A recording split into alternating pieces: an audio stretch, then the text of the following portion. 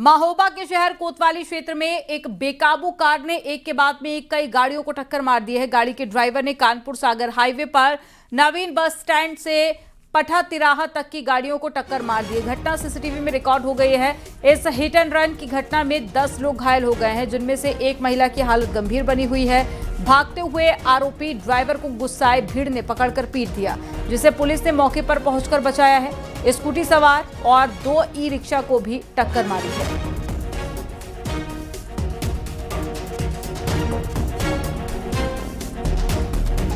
कैसे हो गया ये? हम जा रहे थे स्कूटी से स्टैंड, प्राइवेट स्टैंड, पीछे से आई गाड़ी, उसने ठोक दिया। कितने लोगों को ठोक दिया? अब हमें पहले ठोका, फिर पकड़ते गए में ठोका। आपने? हमने तो रक्षा पलटे भर देखे। अच्छा, काय से किसने मारा? का गाड़ी वाले ने। कितने लोग घायल हो गए? अब जो नहीं देखो, हमने फिर हम खुद अपना बकाल लगे। हाँ, 2 घायल होते भाई, 2 थे भाई घायल। 7-8 जने? हाँ, 7-8 जने हैं। जिला चिकित्सालय महोबा में रोड ट्रैफिक एक्सीडेंट का मामला आया हुआ है, जो कि एम्बुलेंस द्वारा आए थे पेशेंट। 8 से 10 पेशेंट इंजर्ड हैं, जिनमें से एक पेशेंट की हालत काफी ज्यादा क्रिटिकल है। उसका महिला का fracture, multiple crash injury fracture है, जिससे जिला चिकित्सालय महोबा में प्राइमरी ट्रीटमेंट करते हुए मेडिकल कॉलेज झांसी के लिए रेफर किया गया। बाकी पेशेंटों की हालत स्टेबल बनी हुई है, जिन पेशेंटों का इलाज जिला चिकित्सालय महोबा में चल रहा है। महोबा से ये तस्वीरें आपको दिखा रहे हैं। हिट एंड रन का मामला सामने आया है, जहां पर एक बेकाबू कार का कहर देखने को मिला। कई गाड़ियों को कार ने टक्कर मार दी है और हादसे के बाद की तस्वीरें भी आपको दिखा रहे हैं। कई लोगों के घायल होने की जानकारी है, जिन्हें अस्पताल में भर्ती कराया गया है। स्कूटी और साथ ही 2 रिक्शा को टक्कर मार दी है और 10 लोग घायल हो गए हैं। ये अस्पताल की तस्वीरें भी आपके सामने, जहां घायलों को पहुंचाया गया है। हाँ, सब घायल हुए। चलो,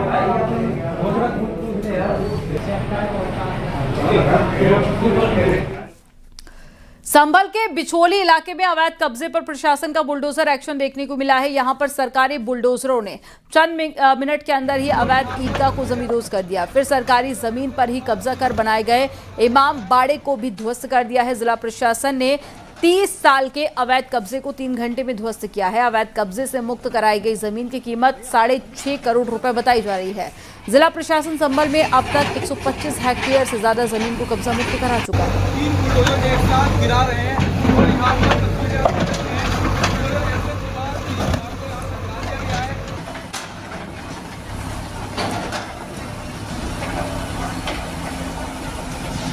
पीला पंजा इस वक्त इमामबाड़े, अवैध इमामबाड़े की लेंटर पर और इसको गिराने की तैयारी है। तमाम सारे लोग यहाँ पर मौजूद हैं। भारी तादाद में पुलिस की सुरक्षा है और ये अब जो तस्वीर है, ये ऐसा लगता है। देखिए ये लेंटर नीचे को आ रहा है, लगातार नीचे को आ रहा है और ये जो है कबायद, इसको हटाने के बाद में ये ज़मीन पूरी तरह से कब्जा मुक्त हो जाएगी। देखिए ये कुछ मलबा और लेंटर से गिरा है। इसको धीमे धीमे जो ऑपरेटर है वो प्रेशर दे रहा है और धीमे धीमे इसको, चूँकि ये बड़ा स्ट्रक्चर है काफ़ी, इससे किसी को कोई नुकसान नहीं हो, चोट नहीं लगे, ये भी ध्यान रखा जा रहा है और इसके लिए इमामबाड़े को गिराया जा रहा है। इस कार्रवाई को देखने के लिए तमाम सारे स्थानीय लोग भी, हम अपने साथी कैमरा पर्सन से कहेंगे जरा सा वो दिखवाएं।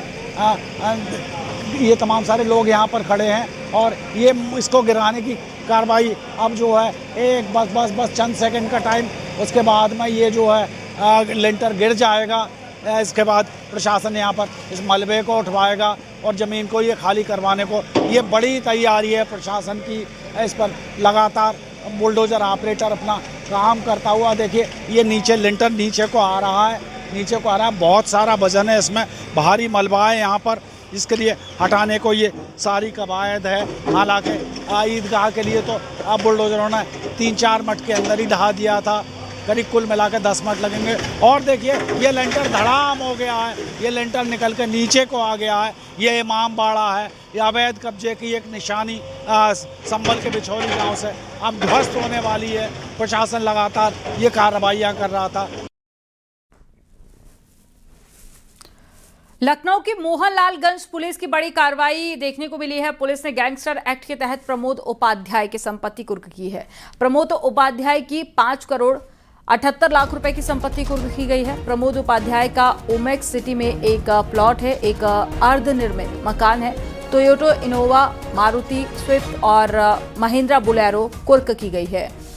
और उसके ऊपर फर्जी और विवादित जमीन की रजिस्ट्री कर लोगों को ठगने का आरोप था और इस गिरोह ने सेना और पैरामिलिट्री के कई लोगों को प्लॉट बेचने के नाम पर ठगी की थी। प्रमोद उपाध्याय और उसके गिरोह पर ठगी और जालसाजी के 66 मामले। संयुक्त पुलिस आयुक्त कानून व्यवस्था महोदय लखनऊ कमिश्नरेट द्वारा थाना मोहनलालगंज पर पंजीकृत मुकदमा अपराध संख्या 439/25 धारा 3(1) उत्तर प्रदेश गैंगस्टर अधिनियम। नोएडा हिंसा पर सीपी लक्ष्मी सिंह ने जानकारी दी है। 3 मुख्य साजिशकर्ताओं की पहचान हो गई है। 2 आरोपी रुपेश रॉय, मनीषा चौहान गिरफ्तार की गई है। एक मुख्य साजिशकर्ता आदिया आनंद फरार है। हिंसा के दौरान तीनों नोएडा में मौजूद थे। जांच में 2 ट्विटर हैंडल भी मिले हैं। दोनों ट्विटर हैंडल 3 महीने से एक्टिव थे और कुल 13 केस दर्ज किए गए हैं। 62 लोग गिरफ्तार किए गए। साजिशकर्ताओं में जो 3 मेन अभियुक्त अभी तक गिरफ्तार किए गए हैं, उनके द्वारा इस एजिटेशन के जस्ट पहले कुछ व्हाट्सएप ग्रुपों को QR कोड स्कैन करके बनवाया गया था और उसके वो एडमिन थे और इन ग्रुपों के माध्यम से लगातार वायलेंस करने, सड़कों पर आने, आगजनी करने, फैक्ट्रियों में तोड़फोड़ करने के लिए श्रमिकों को उकसाया जाता रहा। ऐसी दशा में अभी इस इन्वेस्टिगेशन को आगे बढ़ाया जा रहा है। विवेचना के क्रम में कुछ और तथ्य सामने आएंगे। कितने लोग गिरफ्तार हैं? अब तक कुल 13 मुकदमे दर्ज किए जा चुके हैं, जिसमें फर्जी सोशल मीडिया अकाउंट्स अथवा गलत भ्रामक सूचना देने वाले सोशल मीडिया अकाउंट्स अथवा उत्तेजना फैलाने के लिए व्हाट्सएप ग्रुप बनाए जाने की दशा में लिखे गए मुकदमे भी सम्मिलित हैं और इन सभी मुकदमों में अब तक 62 लोगों की अलग अलग धाराओं में अरेस्टिंग की जा चुकी है। इसमें मेन कॉन्स्पिरेटर्स इंक्लूडेड हैं। आगजनी करने वाले कुछ तत्वों में से 9 लोगों को आइडेंटिफाई करके उनको गिरफ्तार किया जा चुका है। बाराबंकी पुलिस ने पेट्रोल पंप पर हुई चोरी का खुलासा किया है। स्वाट सर्विलांस और साथ ही रामनगर थाना पुलिस की संयुक्त टीम ने इस मामले में एक आरोपी को गिरफ्तार किया। आरोपी के पास से चोरी की गई 9,11,000 रुपए नगद, एक लोहे की तिजोरी बरामद की गई है। 13 अप्रैल को ये चोरी हुई थी। पेट्रोल पंप के मैनेजर ने इसको लेकर रामनगर थाने में शिकायत दर्ज कराई थी। उन्होंने बताया है कि पेट्रोल पंप के ऑफिस के बगल के स्टोर रूम में लॉकर में रखा तेल बिक्री का कैश और साथ ही लॉकर चोरी हो गए। पूछताछ और जांच में पता चला कि मोनू विश्वकर्मा दलसराय स्थित पेट्रोल पंप पर गाड़ियों में हवा भरने का काम करता था। उसे पेट्रोल पंप में रखी तिजोरी के बारे में पहले से जानकारी थी। पूछताछ और तकनीक साधनों से जो साक्ष्य मिले, उसके आधार पर घटना में एक मोनू विश्वकर्मा नाम के युवक का नाम प्रकाश में आया। उसकी स्थिति उससे पूछताछ की गई थी। उसकी स्थिति संदिग्ध परिलक्षित हुई और इसके आधार पर इसकी आज गिरफ्तारी हमारी टीम के द्वारा की गई है। मोनू विश्वकर्मा के पास इस घटना में जो चोरी गया था 9,11,180 रुपया नगद, जो कि एक गोदरेज की का लाकर है, उस लाकर में करके पेट्रोल पंप पे रखा गया था। वो पूरा लाकर एज इट इज जैसे चोरी हुआ था, वो पूरा लाकर बरामद किया गया है। खबर भदोही जिले से है, जहां पर पुलिस ने 3 साइबर फ्रॉड करने वाले आरोपियों को गिरफ्तार किया है। आरोप के मुताबिक ये लोग सरकारी योजनाओं और लोन दिलाने के नाम पर लोगों से बैंक खाता खुलवाते थे और उन बैंक खातों में साइबर फ्रॉड के पैसों का लेन देन करते थे। पुलिस की जांच में करोड़ों रुपए के लेन देन की जानकारी मिली है और बीते दिनों इस गैंग के लोगों ने एक व्यक्ति का खाता खुलवाया और ATM और खाते में दर्ज मोबाइल नंबर अपने पास रख लिया।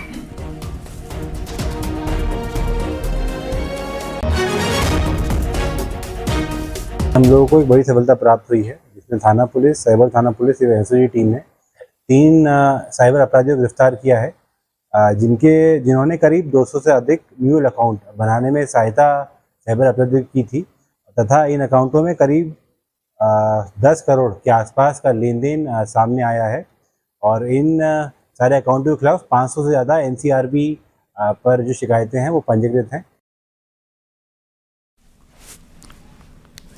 शामली में हनी ट्रैप और फर्जी लोन एप्लीकेशन के जाल में फंसे युवक ने सुसाइड कर लिया है। युवक ने मानसिक तनाव में चलते जहर खाकर सुसाइड किया है। पीड़ित परिवार ने थाने में शिकायत देकर आरोपियों के खिलाफ सख्त कार्रवाई की मांग की थी। बिलाल नाम के लड़के ने 14 अप्रैल अपने दोस्तों और बहनों को वीडियो भेजा था और इस वीडियो में उसने बताया कि फर्जी लोन एप्लीकेशन और ब्लैकमेलिंग से परेशान होकर आत्महत्या कर रहा है। उसने ये भी कहा कि उसकी मौत के लिए उसके परिजन जिम्मेदार नहीं है।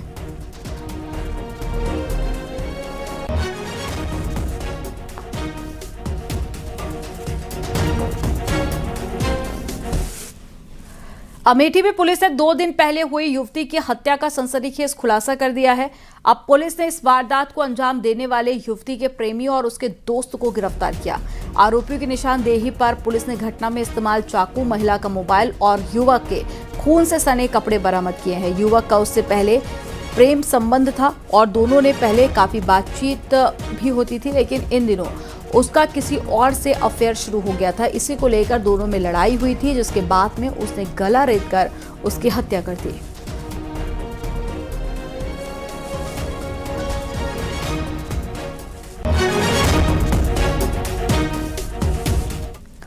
मेरठ पुलिस ने आईपीएल मैचों पर सट्टा लगाने वाले गिरोह का पर्दाफाश किया है। ये गिरोह वेस्ट यूपी के अलग अलग जिलों में सट्टेबाजी चला रहा था। इतना ही नहीं, पुलिस को चकमा देने के लिए जगह बदलकर इस गिरोह को ऑपरेट किया जा रहा था और पुलिस ने इस मामले में 3 आरोपियों को गिरफ्तार कर लिया है। इनके पास से एलईडी टीवी, मोबाइल फोन, नकदी, डेबिट कार्ड, सट्टे की पर्चियां और कैलकुलेटर बरामद किया गया है। आरोप के मुताबिक ये लोग लखनऊ और बेंगलुरु के क्रिकेट टीम के ऊपर सट्टा लगाते हुए पकड़े गए हैं और पुलिस अधिकारियों की माने तो वेस्ट यूपी में इन लोगों का नेटवर्क फैला हुआ है।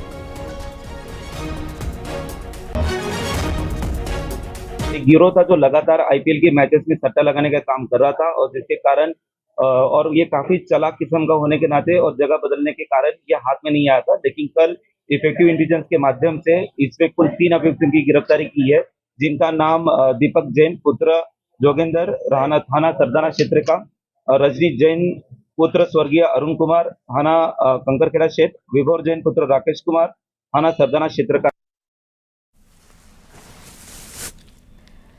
महोबा की चर्चित प्रियंका हत्याकांड में एक नया मोड़ आ गया है। जेल भेजे गए आरोपियों के पास से अब परिजनों ने एसपी कार्यालय पहुंचकर हत्या में एक और आरोपी के शामिल होने का आरोप लगाते हुए गिरफ्तारी की मांग की है। परिजनों का आरोप है कि पुलिस मुख्य साजिशकर्ता को बचा रही है, जबकि इसी ने अपने ड्राइवर के साथ में मिलकर इस वारदात को अंजाम दिया था। आपको बता दें कि शहर कोतवाली क्षेत्र के सुभाष नगर इलाके में 14 अप्रैल को एक लड़की की हत्या कर दी गई थी और पुलिस ने इस मामले में 2 आरोपी को गिरफ्तार करके जेल भेज दिया था। लेकिन लड़की के पिता और भाई का आरोप है कि असली मास्टरमाइंड अभी भी कानून की गिरफ्त से बाहर है।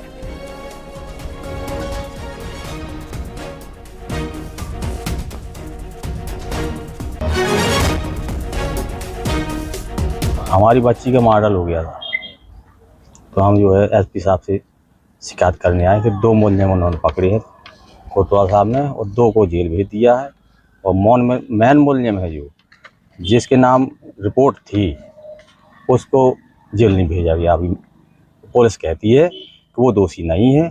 हमें ये धमकी देता रहा है, पिताजी से बोलता रहा है कि हम सबका मर्डर करवा देंगे, ट्रक चढ़ा दूंगा, मैं बहुत पैसे वाला हूँ, चाहे जो कुछ कर लो कुछ नहीं कर पाओगे। तो उससे हमारी बहन ने ऐसा कहा, उससे बात करने से मना कर दिया। तो फिर इसने सुमित को बुलाया अपने पास, फिर उसी ने सब कुछ करवाया, उसी का किया धारा है।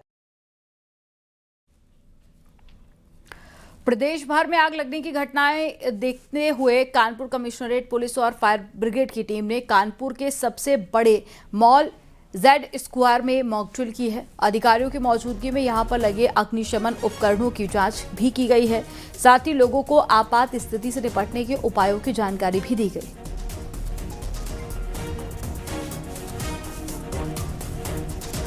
कर्मचारियों को, पुलिस कर्मियों को, अग्निशमन के कर्मियों को किस प्रकार से सुनियोजित रूप से किसी भी आपातकाल में रेस्पॉन्स देना है, इसका सभी साधन संसाधन का उपयोग करते हुए, समन्वय स्थापित करते हुए ये मॉक ड्रिल की जा रही है।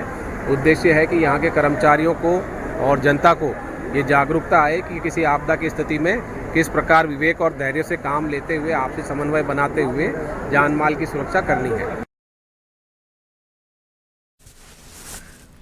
सीएम योगी पश्चिम बंगाल के दौरे पर हैं। सीएम योगी ने आज सबसे पहले आसनसोल में रैली को संबोधित किया। सीएम योगी ने कहा कि पश्चिम बंगाल में टीएमसी के गुंडों से डरने की जरूरत नहीं है। डबल इंजन की सरकार में सबका इलाज हो जाएगा। बीजेपी की सरकार में पश्चिम बंगाल का तेजी से विकास होगा। कर्फ्यू नहीं लगेगा, लेकिन गौ माता को कटने नहीं देंगे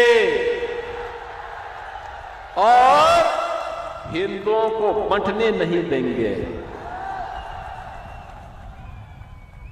मैं तो आपसे कहने के लिए आया हूं, ये बंगाल कभी भारत की कल्चरल कैपिटल के रूप में पूरे देश को दिशा देती थी। पहले कांग्रेस ने, फिर कम्युनिस्टों ने और 15 वर्षों से टीएमसी ने पहचान का संकट खड़ा किया है। अब एक कल्चरल कैपिटल नहीं, अब तो इन्होंने इसको क्राइम कैपिटल बना करके आपके सामने पहचान का संकट खड़ा किया है।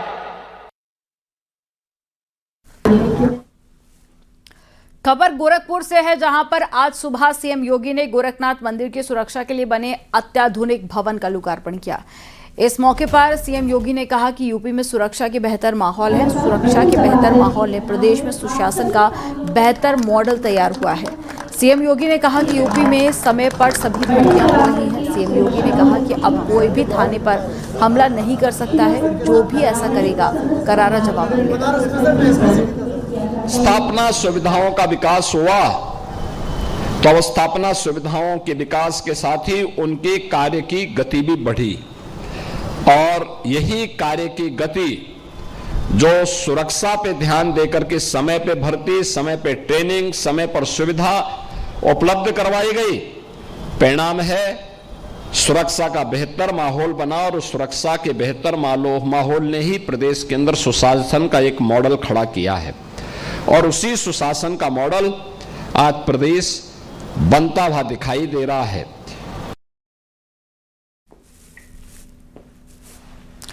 गोरखपुर में आज सीएम योगी ने जनता दर्शन में एक बीमार बच्चे का इलाज करवाने के निर्देश दिए हैं। सीएम योगी ने बच्चे की मां से जानकारी ली है। बच्चे की मां ने कहा है कि बच्चा काफी समय से बीमार है। इसके बाद में सीएम योगी ने कहा कि बच्चे का इलाज होगा। मुख्यमंत्री ने बच्चे की मां से पूछा कि आयुष्मान कार्ड बना है, तो बच्चे की मां ने कहा कि नहीं। इसके बाद में सीएम ने आयुष्मान कार्ड बनवाकर इलाज के निर्देश दिए।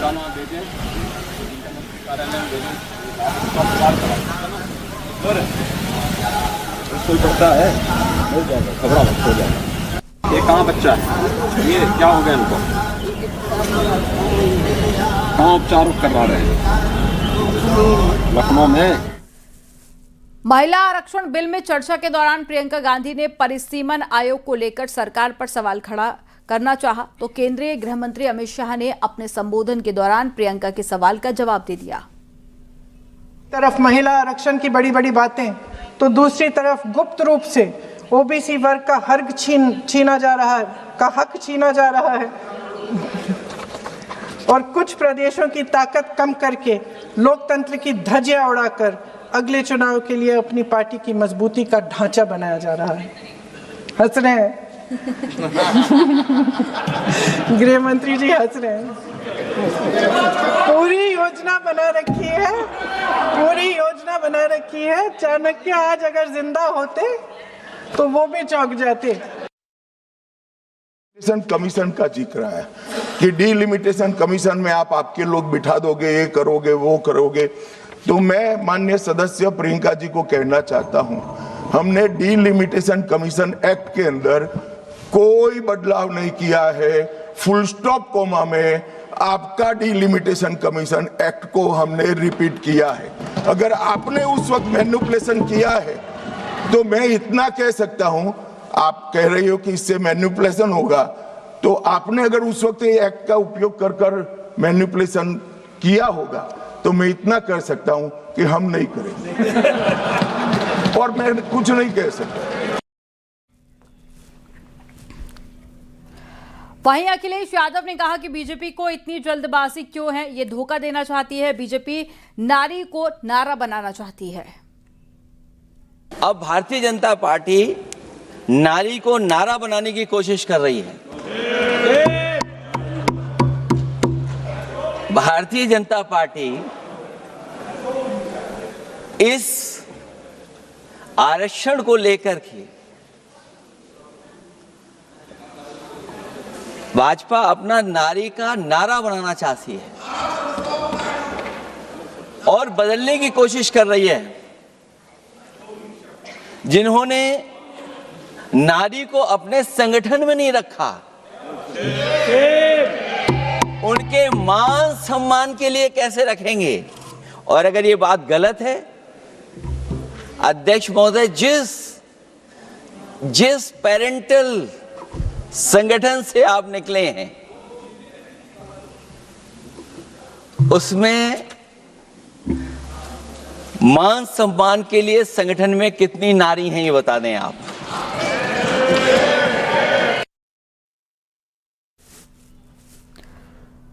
महिला आरक्षण बिल पर बोलते वक्त अखिलेश यादव ने इशारों ही इशारों पर पूर्व सांसद स्मृति ईरानी पर निशाना भी साधा। आप अगर सीट रिजर्व कर देंगे, कॉन्स्टिट्यूंसी रिजर्व हो जाएगी, तो अध्यक्ष महोदय ये महिलाओं के बीच ही कंपटीशन करा देंगे। अगर कॉन्स्टिट्यूंसी रिजर्व होंगी तो अध्यक्ष महोदय महिलाओं के बीच ही कंपटीशन हो जाएगा, क्योंकि वो अध्यक्ष महोदय वो माननीय सदस्य कह रहे हैं कि वो तो होना चाहिए। वो सास बहू वाली तो हार गई हैं आपकी।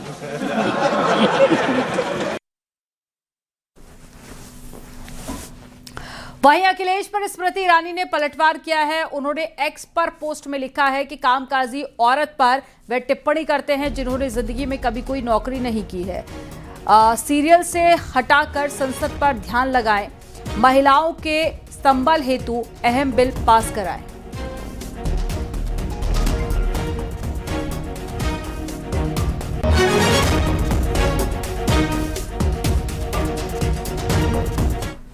प्रयागराज के सिविल लाइंस स्थित मील्स ऑन हिल्स रेस्टोरेंट में भीषण आग लग गई है और देखते ही देखते लपटों ने काफी ज्यादा आग को विकराल रूप दे दिया और योगा सेंटर तक ये आग पहुंच गई है। आग की चपेट में आने से योगा सेंटर में मौजूद एक लड़की का हाथ झुलसा है।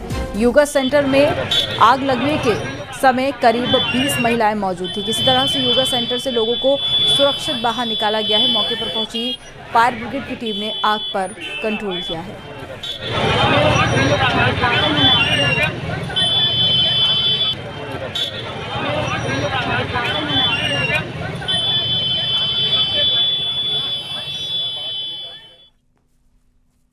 फिरोजाबाद में साइबर क्राइम पुलिस ने फर्जी लोन के नाम पर ठगी करने वाले गिरोह का पर्दाफाश किया। पुलिस ने इस मामले में 3 आरोपियों को गिरफ्तार किया है।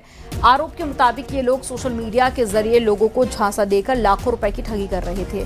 अब पुलिस के अनुसार आरोपी फेसबुक पर धनी फाइनेंस नाम से फर्जी विज्ञापन चलाकर लोगों को 5 लाख रुपए का लोन दिलाने का झांसा देते थे। इसके बाद में प्रोसेसिंग फीस और रजिस्ट्रेशन के नाम पर ऑनलाइन पैसे वसूलते थे।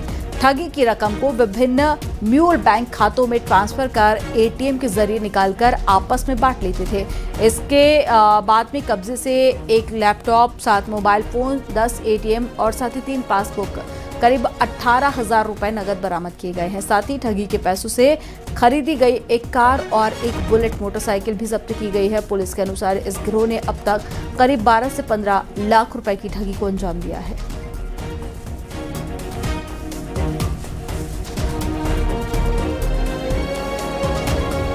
इनके पास से जो बरामदगी हुई है 7 अदद मोबाइल फोन, 3 अदद पासबुक, 10 अदद एटीएम कार्ड, 17,800 रुपये नगद बरामद हुए हैं, 1 अदद लैपटॉप। अब तक इन लोगों ने कुल 12 से 15 लाख रुपए की ठगी ये तीनों मिलकर कर चुके हैं। इस ठगी के पैसे से इन लोगों ने एक Hyundai Verna car second hand खरीदी, तो भी हम लोगों ने जब्त किया है, पकड़ लिया है, सीजर कार्रवाई हो रही है। साथ ही 1 अदद मोटरसाइकिल बुलेट रॉयल इनफील्ड, इसको भी इन लोगों ने परचेज किया था, वो भी हम लोगों ने जब्त किया है, सीज कर रहे हैं।